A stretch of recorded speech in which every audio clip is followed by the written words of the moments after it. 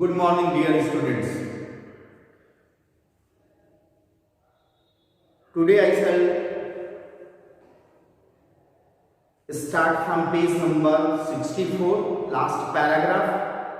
Same story, A Horse and Two Goats by R.K. Narayan. The old man now realized that some financial element was entering their talk. The foreigner and the old man, Munni, was talking to each other. The foreigner showed him a 100-rupee note. When he saw a 100-rupee note, then he realized that some financial matter entered in their conversation. He peered closely at the currency note. He was staring at the currency note as if he had never seen such a big note. The like of which he had never seen in his life. He behaved in such a way that he had never seen such a big note. He knew the 5 and 10 by their colors, although always in other people's hand. He knew the color of 5 and 10 rupee note, but he never saw a 100 rupee note. While his own earning at any time was in coppers and nickels, his own earning was in coins, and those coins were of copper and nickels. What was this man flourishing? What was this man flourishing the note for? Munni asked a question to himself. Why did the foreigner flourishing a 100-rupee currency note? What was the reason? What did he want to say? Perhaps asking for change. He guessed, Munni guessed, that the foreigner wanted a change for that currency note. He laughed to himself at the notion of anyone coming to him for changing 1,000 or 10,000 rupee note. He asked to himself. He laughed to himself. He was laughing to see a 100-rupee currency note. He was very poor, so first time he saw such a big note. So he asked a question to himself. He was laughing to himself at the notion of anyone coming to him for changing 1,000 or 10,000 rupee note. He said with a grin. Grin means smile. Smile broadly. He was smiling broadly. Ask our village headman, and told the foreigner, ask our village headman, who is also a moneylender. My village headman is a moneylender. He had hoarded a lot of money. So, a change of such a big note you could get from that person living in my village. He can change even a lakh of rupees in gold sovereigns. Sovereigns, old British gold coin worth £1. Okay. He can change even lakh of rupees in gold. Sovereign, if you prefer in that way. My village headman is a very rich man and he can change lakh of rupee in gold sovereigns. He thinks nobody knows. He thinks nobody knows, but dig the floor of his puja room and your head will reel at the sight of the room. He thinks nobody knows. The village headman thinks nobody knows. Nobody knew that he had hoarded such a big amount under his puja ghar.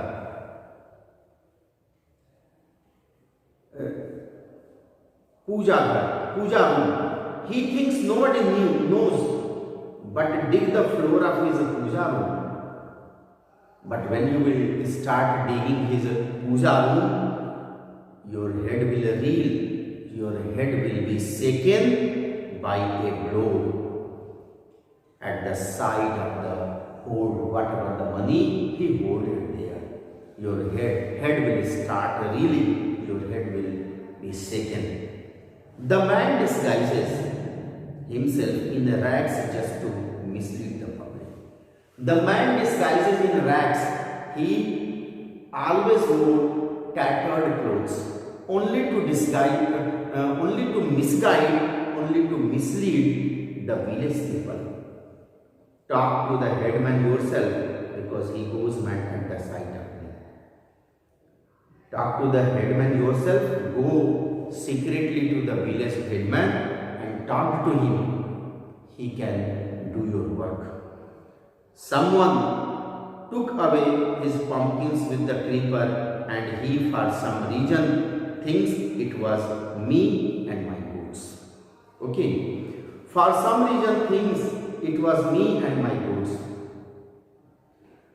Someone took away his pumpkin creeper, and he thought that my goat and I stole that pumpkin creeper. That's why I never let my goats be seen anywhere near the farms. That's why I never allow my goats to go in the area from where his farmhouse starts.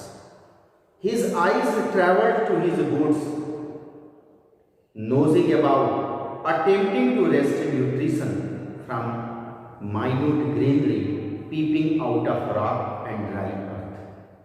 His eyes traveled to his goats, nosing.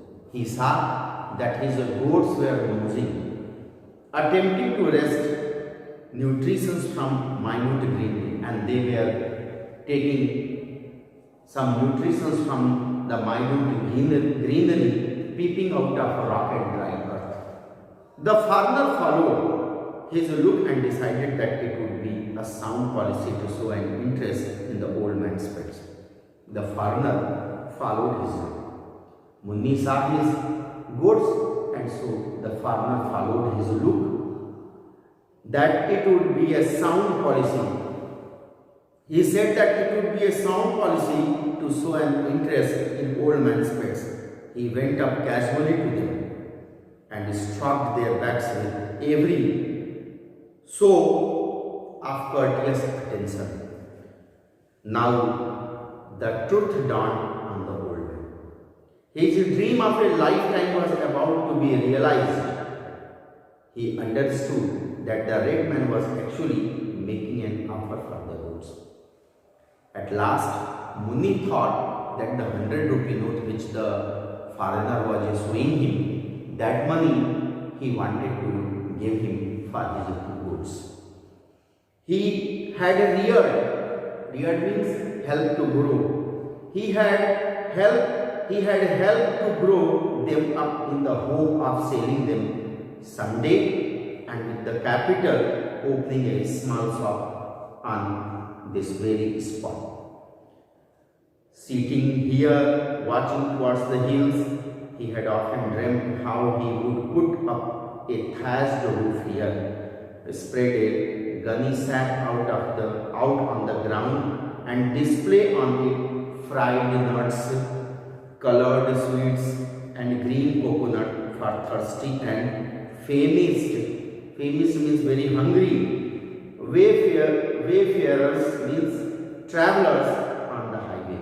Means after earning a lot of money, he hoped to open a shop near the highway, and there he will make a hut on the ground. He will lay a sack. On that sack he kept dry fruits,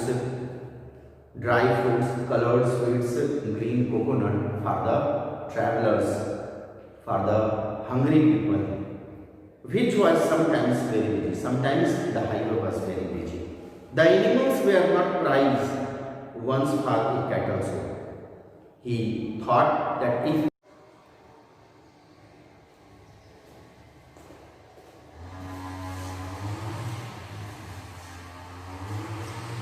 The animals were not prized once for a cattle's coat. Munni said these words to himself. He thought that if he would take the goats in the cattle market to sell them, he would not get a very sound amount there. But he had spent his occasional savings to provide them for some fancy diet now and then. They did not look too bad. He had spent his occasional savings to provide them some fancy diet. He was spending his savings to make them healthy and hefty, and then they did not look too bad. While he was reflecting thus, the red man shook his hand and left on his palm 100 rupee in tens now. The foreigner took his left hand and put 100 rupee in tens. 10 rupee note, 100 rupee note he put on his left palm. Suddenly realizing that this was what the old man was asking. Suddenly realizing that this was what the old man was asking, the foreigner thought that the old man asked for this, that's why he put in his hand. It is all for you, or you may share it if you had a partner. After putting 100 rupee in tails, the foreigner said, you can share this money if you have a partner. The old man pointed at the station wagon and asked, are you carrying them off in that? The old man pointed towards the wagon. Yes, of course, said the other, understanding the transportation of part of it. Now the old man, now the farmer started thinking about the transportation of the statue. The old man said, this will be their first ride in a motor car. The old man said this will be their first ride in a motor car. Means first time both the goats will travel in a motor car. Carry them off after I get out of sight. You could carry them when I should get out of their sight. Otherwise they will never follow you. Otherwise they would never follow you. But only me, even if I am traveling on the path of Yamlo, if I shall go to Yamlo, they will also go with me. He laughed at his own joke, brought his palms together in a salute. He folded his hands in a salute form, turned around and went off, and was soon out of sight beyond a clump of thicket. And after some time, he disappeared in a dense group of usage. The red man looked at the goats grazing peacefully. The foreigner was staring, the red man was staring at the goats grazing there peacefully. Perched on the pedestal of the horse, as the westerly sun touched of the ancient faded colors of the statue with a fresh splendor in its glory, he ruminated. Ruminated means think deeply. He thought deeply. He must be gone to fetch some help. The foreigner thought deeply that Muni went to bring some help for him, I suppose, and settled down to wait. And he was waiting for Muni. When a truck came downhill, all of a sudden he saw a truck coming downhill. He stopped it. He stopped that truck and got the help of a couple of men to detach the horse from his pedestal and place it in his station wagon.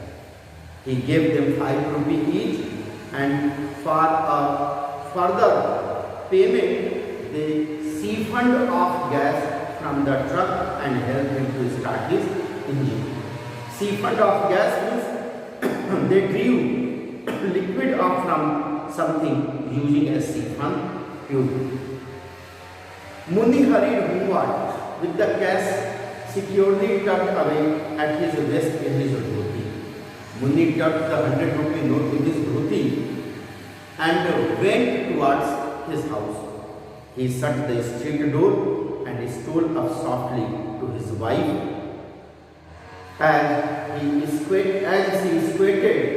As she sipped on one sill before the lit oven, wondering if by a miracle food would drop from the sky. He was expecting that a miracle food he will get.